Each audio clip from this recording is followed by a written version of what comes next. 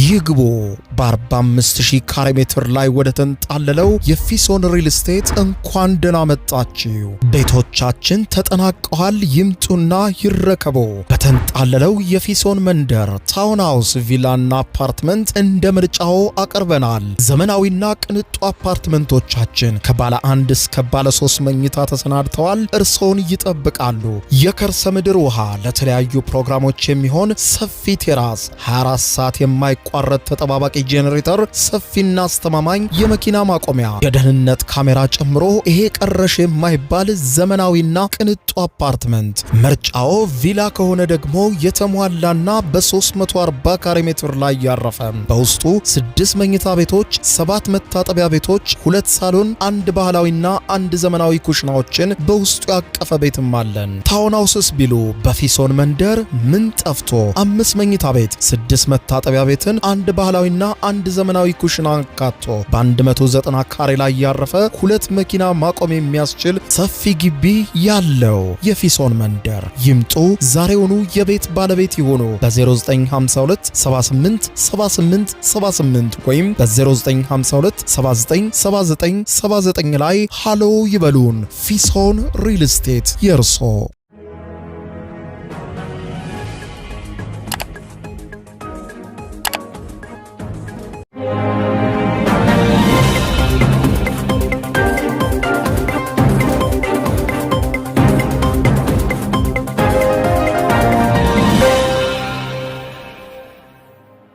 ጤና ይስጥልኝ ክቡራትና ክቡራን የዩቲዩብ ቻናል ቤተሰቦች፣ ምሽቱን የተሰሙ ሰበር ዜናዎችን ይዤ ቀርብ ያለው። በርከት ያሉ ሰበር መረጃዎች ዩቲዩብ ላይ ሲጫኑ ቀድሞ ለእናንተ የማስታወቂያ መልእክት ወይም ኖቲፊኬሽን እንዲደርሷችሁና ዜናዎችን በየሰዓታቱ ልዩነት በፍጥነት እንድትከታተሉ የዩቲዩብ ቻናሌን ሰብስክራይብ በማድረግ የደወል ምልክቷን መጫን አትዘንጉ። ወደ ሰበር መረጃዎቹ ስናቀና ለቀናት በሆርሙዝ ባህረ ሰላጤ የቆየው ወታደራዊ መፋጠጥ በዛሬው ዕለት ወደ ተኩስ ያመራ መሆኑ ተዘግቧል።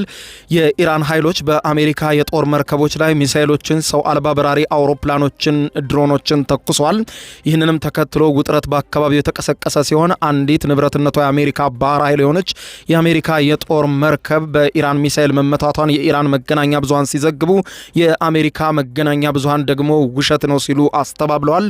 ውጥረቱ የቀጠለ ሲሆን እንዲሁ ደግሞ በቀጠናው ስታልፍ የነበረች የዩናይትድ አረብ ኤምሬት ንብረት የሆነች መርከብም በዛሬው ዕለት በ2 ሰው አልባ በራሪ አውሮፕላኖች ወይም ድሮኖች ተመታለች። ይህንን ተከትሎ በዩናይትድ አረብ ኤምሬት በዱባይ ከተማ የሚሳኤል ጥቃት ማስጠንቀቂያ ለዜጎች ከተላለፈ በኋላ መልሶ ሰላም ነው ተረጋጉ የሚል መልእክትም አስተላልፋለች። ይህም ጦርነቱ ዳግም የመጀመሩን ዜና የሚያሰማ ሊሆን ይችላል በሚል ነዋሪው በከፍተኛ ሁኔታ ተደናግጧል። ሰፊ ዝርዝር መረጃ በጉዳዮቹ ዙሪያ የማስደምጣችሁ ይሆናል። በሌላ በኩል የእንግሊዝ የባህር ትራንስፖርት ሚኒስትርን ባወጣው መግለጫ የሆርሙዝ ወሽመጥ በዛሬው ዕለት ከፍተኛ የሆነ ስጋት አጥልቶበታል ያለ ሲሆን የአሜሪካ የጦር መርከቦች በቀጠናው ላይ የሚያልፉ የሌሎች ሀገራት መርከቦችን እያጀብን እናሳልፋለን የሚል ውሳኔ በፕሬዝዳንት ትራምፕ ከተሰጣቸው በኋላ ያንን ለማድረግ ሲሞክሩ ነው ተኩስ የተከፈተው ተብሏል። ሁኔታው በከፍተኛ ሁኔታ አሳሳቢ እንደሆነ ተነግሯል። ጉዳዩን አስመልክቶ በሰፊው የምታደምጡት ሰበር ዜና ይኖራል። አብረን ዝርዝር መረጃውን እናድምጠው። በቅድሚያም በሆርሙዝ ባህረ ሰላጤ ተኩስ መጀመሩ ተሰማ። ኢራን በርከት ያሉ ሰው አልባ በራሪ አውሮፕላኖችንና ሚሳኤሎችን ወደ አሜሪካ የጦር መርከቦች መተኮሷ ተዘገበ። ፕሬዚደንት ዶናልድ ጄ ትራምፕ የንግድ መርከቦችን ነጻ አውጣለሁ በሚልና እያጀብኩ በሆርሙዝ ወሽመጥ አሳልፋቸዋለሁ የሚል ወሳኙን የሆርሙዝ ባህረ ሰላጤን ለማስከፈት የነጻነት ፕሮጀክት የተሰኘ ኦፕሬሽን እንዲጀመር በዛሬው ዕለት ማለዳ ካወጁ በኋላ ከ15000 በላይ የአሜሪካ ወታደሮች ከ100 በላይ የየብስና የባህር ላይ አውሮፕላኖች፣ የጦር መርከቦችና ሰው አልባ በራሪ አውሮፕላኖችን ወይም ድሮኖችን ያካተተ ግዙፍ የአሜሪካ ማዕከላዊ እዝ የሴንትኮም ኃይልን ድጋፍ ለመስጠት በሚል ወደ ስፍራው በከፍተኛ ቁጥር ተንቀሳቅሷል። ዛሬ ከሰኞ ከሰዓት በኋላም በአካባቢው ሰዓት አቆጣጠር በርካታ የአሜሪካ የጦር መርከቦች ከአረቢያ ባህር ተነስተው ወደ ባህረ ሰላጤው አቅጣጫ ከፍተኛ እንቅስቃሴ ጀምረዋል። አንድ ከፍተኛ የአሜሪካ ባለስልጣን ለአክሲዮስ የዜና ወኪል እንዳረጋገጡለት ከሆነ አሜሪካ በአካባቢው ላሉ ላሉት ኃይሎች የውጊያ ህግጋትን ቀይራለች ብለዋል። በዚህም መሰረት በባህረ ሰላጤው ለሚያልፉ የጦር መርከቦች ላይ ፈጣን አደጋ ለመፍጠር በሚችሉ የኢራን ፈጣን ጀልባዎች ወይም የሚሳኤል ማስወንጨፊያ ጣቢያዎች ላይ ፈጣን የቅድመ መከላከል ጥቃት እንዲፈጽሙ ሙሉ ስልጣን ተሰጥቷቸዋል፣ ትዕዛዙንም ተቀብለዋል ብለዋል። አክሲዮስ የዜና ወኪል ባወጣው መረጃ መሰረት ፕሬዚደንት ትራምፕ የባህረ ሰላጤውን በኃይል ክፍት ለማድረግ የሚያስችል እጅግ ሰፊ ወታደራዊ እቅድ ሐሙስ ከቀረበላቸው በኋላ ለቀናት ካጤኑበት በኋላ በዛሬው ዕለት ማለዳ እርምጃው እንዲጀመር ትዕዛዝ ሰጥተዋል ብለዋል። በመጨረሻው ሰዓት ላይ ግን ለጊዜው ጥንቃቄ የተሞላበትና አደገኛ አደጋ ያለው አቀራረብን መርጠዋል ያለ ሲሆን ለፕሬዝደንቱ ቅርበት ያላቸው ምንጮች ይህንን እርምጃ ከኢራናውያን ጋር ወደ ለየለት ግጭት ሊያመራ የሚችል ትዕዛዝ እንደሰጡ ነው የተመለከተው። የአሜሪካው የጦር መርከቦች እንቅስቃሴን ተከትሎ የኢራን ጦርና መገናኛ ብዙሃን ከባድ የቃላት ጦርነትና ማስጠንቀቂያ የሰጡ ሲሆን የኢራን መንግስታዊ ብሮድካስተር የሆነው IRIB የዜና ወኪል እንዳለው የኢራን ጦር የህዝብ ግንኙነት ጽህፈት ቤት የአሜሪካ የባህር ኃይል አውዳሚ መርከቦች በኦማን ባህረ ሰላጤ ላይ ራዳራቸውን በማጥፋት ወደ ሆርሙዝ ባህረ ሰላጤ ለመቅረብ ሙከራ ማድረጋቸውን አስታውሷል። አሜሪካ የጦር መርከቦች ራዳራቸውን መልሰው ባበሩበት ቅጽበት አይተናቸዋል ያለ ሲሆን የእስላማዊቷ ሪፐብሊክ የባህር ኃይል የተኩስ አቁም ስምምነቱን መጣስ ስለሚያስከትለው አደጋ በራዲዮ ማስጠንቀቂያ ከመስጠትም በላይ ተኩስ ፈጽሟል። የኢራን መንግስት በዚሁ መግለጫው ላይ ጨምሮ እንደገለጸው ከሆነ ኢራን የሰጠችውን ማሳሰቢያ ችላ በማለት የአሜሪካ የጦር መርከቦች ወደ ሆርሙዝ ባህረ ሰላጤ ዘልቀው ለመግባት እንቅስቃሴ ማድረጋቸውን ተከትሎ የክሩዝ ሚሳኤል የሮኬትና የውጊያ ድሮኖችን በከፍተኛ ቁጥር ወደ አሜሪካ የጦር መርከቦች መተኮሱን አረጋግጧል። ከዚህም አልፎ የኢራን እስላማዊቷ አብዮታዊ ዘብ IRGC ጋር ግንኙነት ያለው የፋርስ የዜና ወኪል የኢራን የባህር ኃይል የሰጠውን የቁም ትዕዛዝና ማስጠንቀቂያ ችላ በማለት የአሜሪካ የጦር መርከቦች ወደ ባህረ ሰላጤው ለማለፍ የሞከሩ ሲሆን ሁሉም የአሜሪካ መርከቦች ይበልጥ ወደ ሆርሙዝ ባህረ ሰላጤ ትዕዛዝን ችላ በማለት ሰርጋ የገባችን የአሜሪካ የባህር ኃይል የጦር መርከብ በጃክስ ባህረ ዳርቻ ከተማ አቅራቢያ በሁለት ሚሳኤሎች መርከቧ መመታቷን የአካባቢውን ምንጮች ጠቅሶ የዜና ወኪሉ ዘግቧል። የአሜሪካ የጦር መርከቧ ይህንን ተከትሎ ለመሸሽ ወደ ኋላ ለማፈግፈግ መገደዷንም አክሎ ይገልጻል። የኢራን አብዮታዊ ዘብ የአሜሪካ የጦር መርከብን መትቻለው ወደ ኋላ እንዲሸሹ አድርጌያለሁ በማለት ያወጣውን መግለጫ ተከትሎ የአሜሪካ ማዕከላዊ እዝ ሴንትኮም የኢራንን ክስ አጥብቆ ከማስተባበልም በላይ የተፈጠረው ነገር ውሸት ነው ሲል አስተባብሏል። በማህበራዊ ትስስር ገጹ ኤክስ ላይ ባወጣው መረጃ በሆርሙዝ ባህረ ሰላጤ ውስጥ ምንም አይነት የአሜሪካ የባህር ኃይል መርከብ ጥቃት አልደረሰበትም ያለ ሲሆን የአሜሪካ ኃይሎች የነጻነት ፕሮጀክትን እየደገፉና በኢራን ወደቦች ላይ የተጣለውን የባህር ላይ እገዳ እያስፈጸሙ ነው። ኢራን እስካሁን የፈጸመችው ይፋዊ ጥቃት የለም ሲል አጣጥሏል። አንድ የአሜሪካ ባለስልጣን ለአልጀዚራ ሲናገሩ የኢራን አብዮታዊ ዘብ በአሜሪካ የጦር መርከቦች ላይ ጥቃት አድርሻለሁ የሚለው ሪፖርቱ ውሸት ነው፣ እስካሁን ድረስ እየተከታተልን ነው፣ ምንም ጥቃት አላደረሱም ብለዋል። ይህንን ክስተት ያሳየው የተኩስ አቁም ስምምነቱ በተግባር እንደፈረሰ ነው። የቴህራን ዩኒቨርሲቲ ፕሮፌሰርና ተንታኝ የሆኑት ፎአድ ኢዛዲ ለአልጀዚራ የዜና ወኪል እንዳብራሩለት የተኩስ አቁሙ የተጀመረው በአፕሪል 7 ቢሆንም አሜሪካን በኢራን ወደቦች ላይ የባህር ላይ እገዳ በጣለችበት አፕሪል 8 ግን አብቅቷል ብለዋል። በዓለም አቀፍም ሆነ በአሜሪካ ሕግ መሰረት እገዳ እንደ ጦርነት እርምጃ ነው የሚቆጠረውም ሲሉ አክለዋል።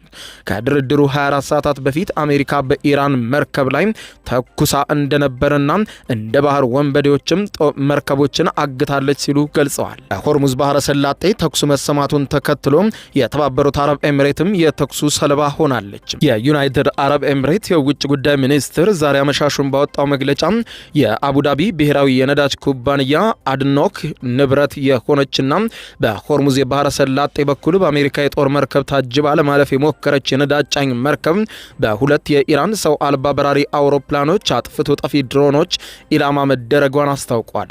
ምንም እንኳን የሰው ሕይወት መጥፋትና መቁሰል እስካሁን ባይመዘገብም ሚኒስትሩ ድርጊቱን የኢራን አሸባሪነት ጥቃት ሲል አጣጥሎታል። እንዲሁም የንግድ መርከቦችን ኢላማ ማድረግና የሆርሙዝ ባህረ ሰላጤን እንደ ኢኮኖሚ ማስገደጃ መሳሪያ ወይም ማላገጫ መሳሪያ አድርጎ መጠቀም የኢራን አብዮታዊ ዘብን የባህር ላይ ውንብድና ድርጊት የሚያሳይ ነው ሲል የዩኤኢ መግለጫ ኢራንን ተችቷል።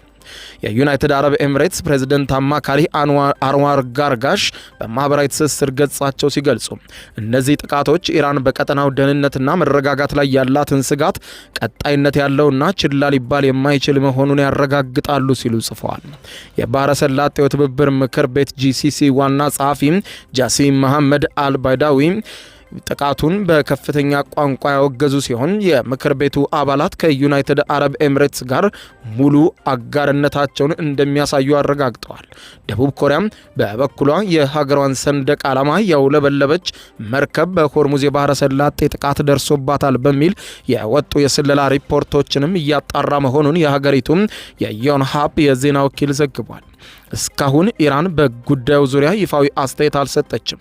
ከመንግስት ጋር ግንኙነት ያለው የታስኒም የዜና ወኪል ግን ዩናይትድ አረብ ኤምሬት በተግባር የእስራኤል መጠቀሚያ አሻንጉሊት ሆናለች በማለት የከሰሰች ሲሆን ከእስራኤል አገዛዝ ይልቅ እሷ ከፍተኛ ዋጋ ትከፍላለች ሲልም የኢራን መንግስት ዩናይትድ አረብ ኤምሬትስ ላይ ጠንከር ያለ ዛቻ አሰምቷል።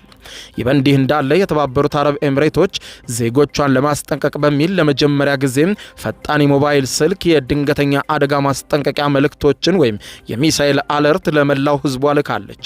የዜና ወኪሎች የዓይን እማኞችን ጠቅሰው እንደዘገቡት ከሆነ የአሜሪካና የኢራን የተኩስ አቁም ከተጀመረ ወዲህ ለመጀመሪያ ጊዜ በዛሬው ዕለት የተላከው የሚሳኤል ሊተኮስ ነው ማስጠንቀቂያ የኤምሬትስ ነዋሪዎችን ሊኖር ስለሚችለው የሚሳኤል ስጋት ተነግሯቸው በአፋጣኝ ወደ ደህንነቱ የተጠበቀ ቦታ እንዲያቀኑና ተጨማሪ መረጃዎችን ከዩኤኢ መንግስት እንዲጠብቁ ታዘዋል። ከተወሰነ ጊዜ በኋላ ግን ባለስልጣናቱ ሁኔታው አሁን ደህንነቱ የተጠበቀ መሆኑንና ነዋሪዎች ከመደበቂያ ወጥተው ወደ መደበኛ እንቅስቃሴያቸው መመለስ እንደሚችሉ የሚገልጽ ሁለተኛ መልእክትም በዱባይ ለሚገኙ የሞባይል ስልኮች መሰራጨቱ ነው የተነገረው። ይህ ክስተት በዛሬው ዕለት በዱባይ ጦርነቱ ሊጀመር ነው የሚለውን ስጋት የበለጠ ከፍተኛ እንዲሆን አድርጎታል። በሌላ በኩል የግብጽ መንግስት ባወጣው ይፋዊ መግለጫ እንዳስታወቀው በሆርሙዝ ባህረ ሰላጤ በማለፍ ላይ በነበረች የዩናይትድ አረብ ኤምሬትስ ንብረት የሆነች የነዳጅ ጫኝ መርከብ ላይ የተሰነዘረውን ግልጽና እኩይ ጥቃት አጥብቀን እንቃወማለን ያለ ሲሆን ግብጽ ይህንን ድርጊት የዓለም አቀፍ የነጻ አሰሳ መብትን የሚያረጋግጡና ዋስትና የሚሰጡ ዓለም አቀፍ ህጎችና መርሆችን በግልጽ የጣሰ እጅግ አሳፋሪ የኢራን ጥቃት ነው ሲል ኮንኖታል። በተመሳሳይ የባህረ ሰላጤው የትብብር ምክር ቤት GCC ዋና ጸሐፊ ጃሲም መሐመድ አልቡዳዊ በሰጡት መግለጫ የተለየና ጠንካራ መግለጫ ሆኖ ተገኝቷል። በሆርሙዝ ባህረ ሰላጤ በማለፍ ላይ በነበረችና የአቡዳቢ ብሔራዊ የነዳጅ ኩባንያ ንብረት በሆነችው የኤምሬትስ ነዳጅ ጫኝ መርከብ ላይ የተፈጸመው ከዳተኛና አሳሳች ጥቃት በከፍተኛ ቃላት የሚወገዝና ያለ እርምጃ የማይታለፍ ሲሉ ጠንካራ መግለጫ ሰጥተዋል። አልቡዳዊ በመግለጫቸው አክለውም ሲናገሩ በአስጨናቂው የባህረ ሰላጤ የሚያልፉ መርከቦችን ኢላማ ያደረጉት እነዚህ አረመኔያዊ የኢራን ጥቃቶች የባህር ላይ ውንብድናና በባህር መስመሮች ደህንነት ላይ የተደቀኑ ከባድ አደጋዎች ናቸው ሲል ኮንነውታል። ይህንን ድርጊት አግባብነት ያላቸው የጸጥታው ምክር ቤት የውሳኔ ሀሳቦች በግልጽ የሚጥስ በመሆኑ ያለ እርምጃ መታለፍ የለበትም ብለዋል። የተባበሩት አረብ ኤምሬትስ ቀደም ሲል እንዳስታወቀችው የአድኖክ መርከብ በባህረ ሰላጤ ውስጥ ኢላማ ብትደረግም በሰው ሕይወት ላይ የደረሰ ጉዳት እስካሁን ስለመኖሩ አላረጋገጥኩም ብላለች። ሆኖም የነዳጅ ጫኝ መርከቧ ላይ የደረሰው ጉዳት መጠን በግልጽ እስካሁን አልታወቀም ተብሏል። መርከቧም በባህር መስመሩ ለማለፍ በአሜሪካ ጦር እየተመራች ካለው አዲሱ የነጻነት ፕሮጀክት ጋር ቅንጅት አድርጋም በአሜሪካ የጦር መርከብ ታጅባ ስታልፍ እንደነበረም ተመልክቷል። በዚህ እጅግ አሳሳቢ በሆነው የሆርሙዝ ባህረ ሰላጤ ጸጥታ ሁኔታ ላይ የደቡብ ኮሪያ ባለስልጣናት ዛሬ አመሻሹን እንዳስታወቁት ከሆነ የደቡብ ኮሪያ ሰንደቅ ዓላማ የምታውለበልብና የምትንቀሳቀስ የጭነት መርከብ በሆርሙዝ ባህረ ሰላጤ ላይ በዛሬው ዕለት ጥቃት ደርሶባታል ሲሉ ገልጸዋል። መርከቧ ላይ የተፈጸመውንም ጉዳት ለማወቅ የደቡብ ኮሪያ መንግስት ከፍተኛ ጥረት እያደረገ መሆኑን የደቡብ ኮሪያ የዜና ወኪል የሆነው ዩንሃፕ ዘግቧል። የኮሪያ ሄራልድ ጋዜጣም የደቡብ ኮሪያ ባለስልጣናትን ጠቅሶ እንዳስነበበው ደግሞ ይህቺ የደቡብ ኮሪያ የጭነት መርከብ በሆርሙዝ ባህረ ሰላጤ ውስጥ በውጫዊ ግጭት ወይም ምት የተመታች ቢሆንም ይህ ሆን ተብሎ የተሰነዘረ ጥቃት ነው ሲል ገልጾታል። የባህር ውስጥ ፈንጂ ይሁን እስካሁን በግልጽ ያልታወቀም ዩንሃፕ አክሎም በሴኡል የሚገኘው የውጭ ጉዳይ ሚኒስትር ስለ ሪፖርቶቹም ግንዛቤ እንዳለውና በክስተቱ ዙሪያ ባወጣው አጭር መረጃ በመርከቧ ላይ ጉዳት ከመድረሱ ውጪ በደቡብ ኮሪያ ዜጎች ላይ የደረሰ የአካል መጉደል መገደልም ሆነ የህይወት መጥፋት አደጋ እንደሌለ ገልጿል። በተያያዘ ዜናም ሮይተርስ የዜና ወኪል በሴኡል ከሚገኘው የኤችኤምኤም የመርከብ ድርጅት ቃል አቀባይ ዋቢ በማድረግ እንደዘገበው በኩባንያው ባለቤትነት ስር ባለች ትልቅ የጅምላ ጭነት መርከብ ላይ እሳት መነሳቱንና ጥቃት እንደደረሰባት ሪፖርት ተደርጎልኛል ብለዋል። የእሳቱ መነሻ ምክንያት አሁንም ግልጽ አይደለም ያለ ሲሆን እስካሁን ድረስ የምናምነው ጥቃት ደርሶባት እንደሆነ ነው ብለዋል። በሌላ በኩል የዩናይትድ ኪንግደም የባህር ትራንስፖርት ባለስልጣን የሆርሙዝ ባህረ ሰላጤ ወደ አደገኛ አቅጣጫ በዛሬው ዕለት አምርቷል ሲል አስቸኳይ መግለጫ አውጥቷል። የሆርሙዝ ወሽመጥን ለማቋረጥ የሚሞክሩ መርከቦች በቀጠናው እየተካሄዱ በሚገኙ ወታደራዊ ዘመቻዎች ምክንያት አደገኛ የደህንነት ስጋቱ እየገጠማቸው እንደሆነ የገለጸ ሲሆን የዛሬው ግን በአይነቱም ሆነው በሁኔታው የተለየ ነው ብሎታል። የዩናይትድ ኪንግደም የባህር ትራንስፖርትና የንግድ ስራዎች ማዕከል ባወጣው በዚህ መግለጫ መርከቦች የፈንጂዎች አደጋን ወይም ለመጓዝ ባሰቡበት መስመር የሚኖር ሌላ አደጋን ከፍተኛ ስጋት ውስጥ ከግምት ውስጥ በማስገባት በከፍተኛ ጥንቃቄ እንዲጓዙ አሳስቧል። በወሽመጡ ውስጥ ማለፍ ወይም ደግሞ በጉዞ መለያ ስፍራ መጓዝ በጣም አደገኛ መሆኑን ባለስልጣኑ ጨምሮ ገልጿል። ምክንያቱም ያልተገኙና እንዲወገዱ ያልተደረጉ ፈንጂዎች ከውሃው በታች ሊኖሩ እንደሚችሉ ወይም ደህንነቱ ያልተጠበቀ መስመር እንደሆነ የገለጸ ሲሆን የጉዞ መለያ መስመር ማለት በሆርሙዝ ወሽመጥ የሚያልፉ መርከቦችም በሚመለከት እንደ አውሮፓውያን አቆጣጠር በ1968 የተደረሰ ዓለም አቀፍ ስምምነት እንደሆነ ገልጾ እነዚህን የስምምነቶች እንድታከብሩና እንድትጠብቁ ሲል የሆርሙዝ ወሽመጥ በዛሬው ዕለት ከመቼውም ጊዜ በላይ ከባድ አደጋ ውስጥ እንደገባ አመልክቶ በሌላ በኩል ወደ አውሮፓና አሜሪካ ውጥረት ስናመራ ደግሞ በዋሽንግተንና በኔቶ አጋሮች መካከል ያለው የስምምነት ስንጥቅ ከጊዜ ወደ ጊዜ እየሰፋ መምጣቱን መገናኛ ብዙሃን መነጋገሪያ አድርገውታል። የጣሊያኗ ጠቅላይ ሚኒስትር ጆርጂያ ሜሎኒ ነጩ ቤተ መንግስት የአሜሪካ ዋይት ሃውስ በጣሊያን ያለውን የአሜሪካ ወታደራዊ ስምሪት ለመቀነስ ዛቻ ማሰማቱን ተከትሎ አውሮፓ የራሷን የምላሽ አቅም በከፍተኛ ሁኔታ ማሳደግ አለባት እንጂ በአሜሪካ ላይ ጥገኛ መሆን አንፈልግም፣ ትራምፕ መዛት ብቻ ሳይሆን በጣሊያን የሚገኙ የአሜሪካ ወታደሮችን እንዲያወጡም ጭምር እንጠይቃለን ሲሉ በትራምፕ ቁጣ ላይ በለጠ የሚያቀጣጥል መረጃን ሰጥተዋል። የአሜሪካው ፕሬዝዳንት ዶናልድ ጄ ትራምፕ በጣሊያንና በስፔን የሚገኙ የአሜሪካ ወታደሮችን ቁጥር እንደሚቀንሱ መናገራቸውን ተከትሎ ሜሎኒ በአርሜኒያ ዋና ከተማ የሬቫን በተካሄደ የአውሮፓ ህብረት መሪዎች ጉባኤ ላይ አህጉሪቱ የራሷን ደህንነት ማጠናከር አለባት፣ አሜሪካም በየጊዜው ወታደሮቿን አወጣለው አስገባለው እያለች እኛን ማስፈራራት የለባትም ሲሉ ተናግረዋል። ፕሬዚደንት ትራምፕ በጣሊያን ላይ ስለሰጡት አስተያየትም ሆነ ወታደሮችን እናስወጣለን ስለሚለው ማስፈራሪያም በጋዜጠኞች ለተጠየቁት ጥያቄ የጣሊያኗ መሪ ጆርጂያ ሜሎኒ ሲመልሱ ምን ሊፈጠር እንደሚችል በእርግጠኝነት ልነግራችሁ አልችልም። አሜሪካ በአውሮፓ ያላትን ወታደራዊ ተሳትፎ ስለማቋረጥና ስለመቀነስ ለተወሰነ ጊዜ ስንወያይ ቆይተናል። አሁን የመጣ ድንገተኛ ነገር አይደለም። ፕሬዚደንት ትራምፕ ስለምን እንደሚያወሩ አላቅም ያሉት ሜሎኒ ለዚህ ነው የራሳችንን ደህንነት ማጠናከርና የምላሽ አቅማችንን ከፍ ማድረግ አለብን ብዬ የማምነው ብለዋል። ሌላ ሀገር ላይ መደገፍ ፈጽሞ ከዚህ በኋላ ተቀባይነት ሊኖረው አይገባምም ብለዋል። ይህ በእኔ ላይ የተመሰረተ ምርጫ አይደለም። ሆኖም በግሌ እንደ ጣሊያን መሪነቴም በግሌ ፈጽሞ የማልስማማበት እርምጃ ነው በአሜሪካ ላይ ተደግፎ መቆየት ሲሉ የአሜሪካን ዛቻ አጣጥለዋል። ይህ የትራምፕ ማስጠንቀቂያ የመጣው ባለፈው የሳምንቱ መጨረሻ ፕሬዚደንት ዶናልድ ጄ ትራምፕ 5000 የአሜሪካ ወታደሮችን ከጀርመን እንደሚያወጡ ባስታወቁ ማግስት ነው። ትራምፕ ይህንን ውሳኔ ያሳለፉት የጀርመኑ ቻንስለር ፍሬድሪክ ሜርዝ ዋሽንግተን ከኢራን ጋር በምታደርገው ድርድር ላይ የምትከተለውን ፖሊሲ አጥብቀው መተቸታቸውን ተከትሎ ነው። ይህ ክስተት ፕሬዚደንት ትራምፕ በሁለተኛው የስልጣን ዘመናቸው በነጩ ቤተ መንግስት ዋይት ሃውስና በኔቶ አባል ሀገራት መካከል ያለውን ጥብቅ ግንኙነት እየፈረሰና እየሰነጣጠቀ ለመምጣቱ ተጨማሪና ጉልህ ማሳያ ሆኗል። ፕሬዚደንት ትራምፕ በተደጋጋሚ እንደሚያነሱት ከሆነ ሩሲያም በዩክሬን እያካሄደች ባለው አውዳሚ ጦርነት ምክንያት የአሜሪካ ኃይሎች ከማንም በተለየና ሚዛናዊ ባልሆነ መልኩ የምዕራባውያንን የደህንነት ሸክምና ኃላፊነት የተሸከሙ ነው በማለት ይሞግታሉ። ከዚህም ባሻገር ጣሊያንና ስፔን በየካቲት ወር መገባደጃ ላይ አሜሪካና እስራኤል በኢራን ላይ ለከፈቱት ወታደራዊ ዘመቻ ምንም አይነት ድጋፍ አላደረጉም ሲሉ አጋሮቻቸውን በይፋ ከሰዋል። ይሁን እንጂ ጆርጂያ ሜሎኒን ጨምሮ በርካታ የአውሮፓ ሚኒስትሮች ይህ በኢራን ላይ የተከፈተው ወታደራዊ ዘመቻ ህገወጥ ወይም ደግሞ ከዓለም አቀፍ ህግ ማዕቀፍ ውጪ ነው በማለት አጥብቀው በመተቸት በጥቃቱ ውስጥም ለመሳተፍ ፈቃደኛ ሳይሆኑ ከመቆየትም በላይ የጦር ቁሳቁሳቸውንም ሆነ የአየር ክልላቸውን ለአሜሪካ የጦር መርከቦች ከልክለዋል። ጣሊያን ይህንን በተመለከተ ሁልጊዜም የገባቸውን ቃል ኪዳንና ግዴታዎች ስትወጣ ቆይታለች በማለት ጣሊያን አቋሟን ተከትላለች ያሉት ጆርጂያ ሜሎኒ ስለኛ ከተነገሩት ነገሮች ውስጥ አንዳንዶቹ ትክክል ናቸው ብዬ አላምንም ሲሉ የትራምፕን በጣሊያን ላይ የተሰነዘረውን ውንጀላ አጣጥለዋል።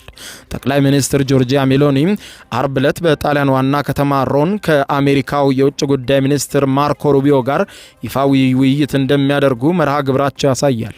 ይህም በሁለቱ ሀገራት መካከል ያለውን ውጥረት ለማርገብ ወሳኝ መድረክ ይሆናል ተብሎም ይጠበቃል። በዚህ እንዳለ የኢራን መንግስት መገናኛ ብዙሃን ወደ ሆርሙዝ ወሽመጥ ለመግባት በሞከሩ የአሜሪካ የጦር መርከቦች ላይ ሚሳኤል መተኮሷ ከተሰማ በኋላ ዓለም የነዳጅ ዋጋ በከፍተኛ ሁኔታ ጨምሯል። ለዓለም የነዳጅ ንግድ የዋጋ መነሻ የሆነው ብሬንት የአንድ በርሜል ድፍድፍ ነዳጅ ዋጋ ዜናው ከተሰማ በኋላ በደቂቃዎች ውስጥ $4 በላይ ጭማሪ አሳይቶ 114 የአሜሪካን ዶላር ደርሷል። ይህም በዕለቱ የነዳጅ ዋጋ ላይ ከ5 በመቶ በላይ ጭማሪ አስከትሏል። ኢራን በአሜሪካ የጦር መርከቦች ላይ ጥቃት መፈጸሟ ከተገለጸ በኋላ ዩናይትድ ስቴትስ ማስተባበያ ያወጣች ሲሆን ይህንንም ተከትሎ ዋጋው የተወሰነ ቅናሽ ማሳየቱም ተገልጿል። ትናንትና ምሽት ፕሬዚደንት ትራምፕ በሆርሙዝ ወሽመጥ መተላለፊያ አጥተው የቆሙ የጭነት መርከቦችን ለማስወጣት እቅድ እያዘጋጀው ነው በማለት ገልጸው ነበር። በባህረ ሰላጤው አካባቢ የሚቀሰቀሰውን ጦርነት ተከትሎ 20 በመቶ የዓለም የነዳጅ አቅርቦት የሚጓጓዙ በርካታ መርከቦች ከነጭነታቸው መንቀሳቀስ ሳይችሉ በሆርሙዝ ወሽመጥ ላይ እየተጉላሉ መሆኑ ይነገራል። ይህ የአሜሪካ መርከቦችን በባህረ ሰላጤው በኩል እያጀቡ የማሳለፍ እቅድ ከተነገረ በኋላ ግን የቀጠናው ትኩሳት በከፍተኛ ሁኔታ ተባብሶ ቀጥሏል። ክቡራን አድማጮች በጉዳዩ ዙሪያ ተጨማሪ አዳዲስ ዘገባዎች እየወጡ ሲሆን ተጨማሪ ዘገባዎችን ተከታትዬ የማቀብላችሁ ይሆናል። እስከዚያው በያለንበት የዓለም ዳር ቸር እንቆይ። የዩቲዩብ የስኬት ሚስጥሮችን በዝርዝር የያዘው የአቤል ብርሃኑ የወይኗ ልጅ መጽሐፍ ሁለተኛ እትም በገበያ ላይ። ዩቲዩብ ለመጀመር በአጭር ጊዜ ስኬትን ለመቀዳጀት አስበዋል? ዩቲዩብ ብጀምር ስንት ብር አገኘሁም ብሎ አስበዋል? እንግዲያውስ በዩቲዩብ 2 የወርቅ 3 የብር ሽልማቶችን ያገኘው የአቤል ብርሃኑ የወይኗ ልጅ የዩቲዩብ ሚስጥሮች መጽሐፍ በዝርዝር ሁሉንም ያብራራሉታል። ዛሬውኑ ገዝተው ህልሞን እውን የሚያደርጉበትን የዩቲዩብ የስኬት መንገድ ይጀምሩ። በሀገር ቤት አከፋፋይ አዲስ አበባ ሜክሲኮ ኮሜርስ መጽሐፍት መደብር። በውጭ ሀገራት ለምትገኙ ከአማዞን ላይ ብታዙ በቀናት ውስጥ ደጁ ይደርሳል። የአማዞን ሊንኩን እዚህ ቪዲዮ ኮሜንት ላይ ያገኙታል። የዩቲዩብ ሚስጥሮች ዘመኑ ጋር ተፈላጊ መጽሐፍ።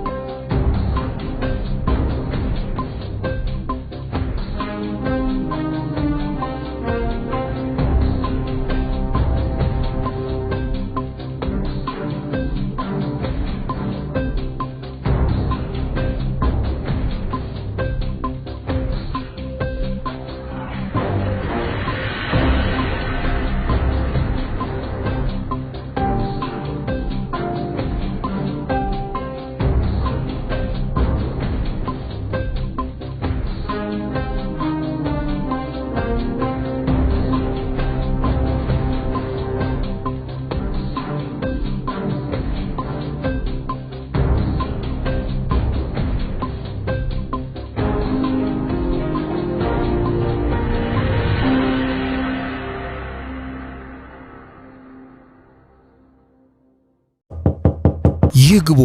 በ45000 ካሬ ሜትር ላይ ወደ ተንጣለለው የፊሶን ሪል ስቴት እንኳን ደህና መጣችሁ። ቤቶቻችን ተጠናቀዋል። ይምጡና ይረከቡ። በተንጣለለው የፊሶን መንደር ታውን ሃውስ፣ ቪላና አፓርትመንት እንደ ምርጫው አቅርበናል። ዘመናዊና ቅንጡ አፓርትመንቶቻችን ከባለ 1 እስከ ባለ 3 መኝታ ተሰናድተዋል። እርሶን ይጠብቃሉ።